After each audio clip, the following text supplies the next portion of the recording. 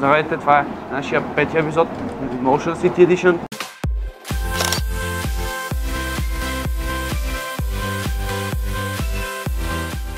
И така, днес снимаме на автобус 102. Това е втория епизод, който снимаме на МАН след 120. Ето тук ванката, тук е Саймън, нашия гост днеска. Той е специален гост в нашия коледен епизод. Това е последният епизод, който ще видите от нас за 2015 година.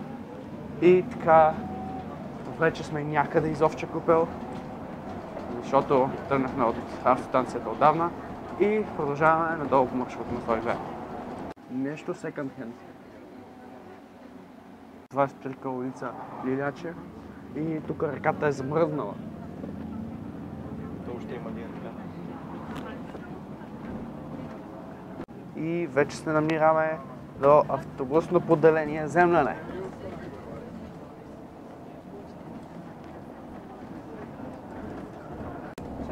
Намираме се вече на булевард Гоце Делчев. Подминахме Красно село, завиваме по булевард България сега. И вече завиваме по булевард Иван Гешов. Натам не знам кой булевард е вече. Тук някакви нобари се опитват да скачат с скейтборд. И вече завиваме по следващата улица, защото не знам името й, но в дясно от нас е Южния парк. Това. Централен вход на Южния парк. Намираме се до колелото на трамвай 6 в Лозенец. Столична община мисля да закриват трамвай 6 и автономното трасе насам. Аз съм против. Саймън, ти какво мислиш? Трябва ли да се закрие? И Саймън мисля, че не трябва да се закрие. Напишете какво мислите долу в коментарите. Вляво от нас семинарият. Очаква ни поредното задръстване на кръстовището долу. Но между другото, кажа, трамвая за Дървеница. Може би няма под кръстовището. Само на Мекфи. И така, пред 4-звездния хотел, чието име забравих. С 8-8 завиваме на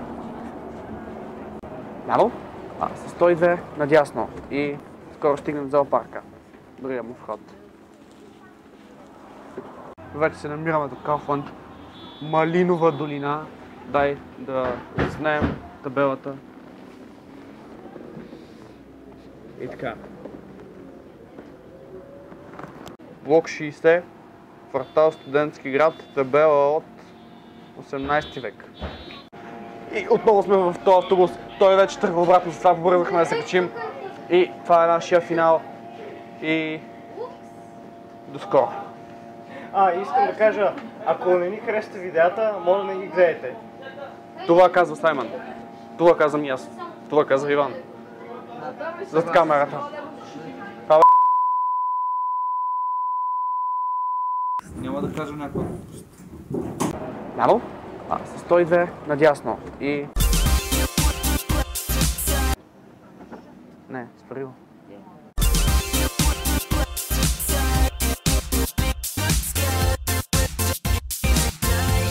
От нас за тази година. Мерси, ще продължавате да ни гледате. Весели празници! И весели празници!